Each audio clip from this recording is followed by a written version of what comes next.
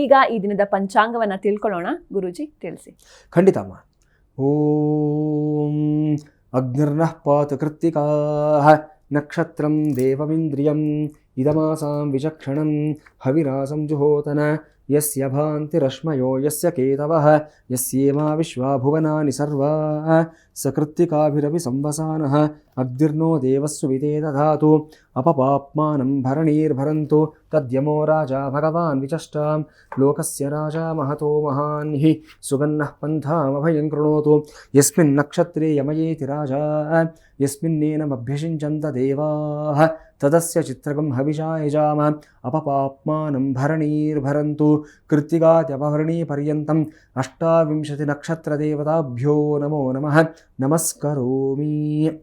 ಎಲ್ಲ 28 ನಕ್ಷತ್ರಗಳಿಗೆ ಸಂಬಂಧಪಟ್ಟಂತಹ ನಕ್ಷತ್ರ ಸೂಕ್ತ ಅಂತ ಒಂದು ವಿಶೇಷವಾದ ಮಂತ್ರಭಾಗ ಇದೆ.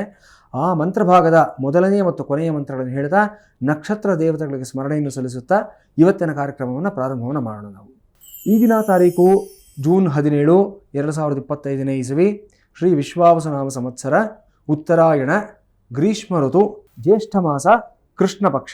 ಷಷ್ಠಿ ತಿಥಿ ಮಧ್ಯಾಹ್ನ 12 ಗಂಟೆ 1 ನಿಮಿಷದವರೆಗೆ ಇರುತ್ತೆ. ಈ ದಿನ ಮಂಗಳವಾರ, ಶತಭಿಷ ನಕ್ಷತ್ರ ರಾತ್ರಿ 10 ಗಂಟೆ 44 ನಿಮಿಷದವರೆಗೂ ಸಹ ಇರುತ್ತೆ. ವಿಷ್ಕಂಭನಾಮ ಯೋಗ, ಉಪರಿ ಪ್ರೀತಿನಾಮ ಯೋಗ, ಅಂದರೆ ಎರಡೆರಡು ಯೋಗಗಳಿರೋದು ಇವತ್ತು ಕಾಣ್ತಾ ಇದ್ದೀವಿ ನಾವು. ವಣಿಕ್ ನಾಮಕರಣ. ಸೂರ್ಯೋದಯ ಬೆಳಿಗ್ಗೆ 5 ಗಂಟೆ 52 ನಿಮಿಷಕ್ಕೆ, ಸೂರ್ಯಾಸ್ತ ಸಾಯಂಕಾಲ 6 ಗಂಟೆ 45 ನಿಮಿಷಕ್ಕೆ ಸರಿಯಾಗಿ ಸಂಭವಿಸ್ತಾ ಇದೆ. ಇನ್ನು ಇವತ್ತಿನ ಅಮೃತಗಳಿಗೆ ನೋಡಿದ್ದಾದಲ್ಲಿ ಮಧ್ಯಾಹ್ನ 4 ಗಂಟೆ 12 ನಿಮಿಷಕ್ಕೆ ಅಮೃತಗಳಿಗೆ ಇರುತ್ತೆ. ವಿಷಗಳಿಗೆ ಬೆಳಿಗ್ಗೆ 7 ಗಂಟೆ 8 ನಿಮಿಷಕ್ಕೆ, ನಂತರ ಮತ್ತೊಮ್ಮೆ ನಾಳೆ ಬೆಳಗಿನ ಜಾವ 4 ಗಂಟೆ 45 ನಿಮಿಷಕ್ಕೆ ವಿಷಗಳಿಗೆ ಸಂಭವಿಸ್ತಾ ಇದೆ. ಸೌರಮಾನ ಪಂಚಾಂಗದ ಪ್ರಕಾರ ಈ ದಿವಸವನ್ನು ಮಿಥುನ ಮಾಸ ತೇದಿ 3 ಅಂತ ಗುರುತಿಸ್ತಾ ಇದ್ದೀವಿ. ರಾಹುಕಾಲ ಮಧ್ಯಾಹ್ನ 3 ಗಂಟೆ 36 ನಿಮಿಷದಿಂದ 5 ಗಂಟೆ 12 ನಿಮಿಷದವರೆಗೆ ಇರುತ್ತೆ.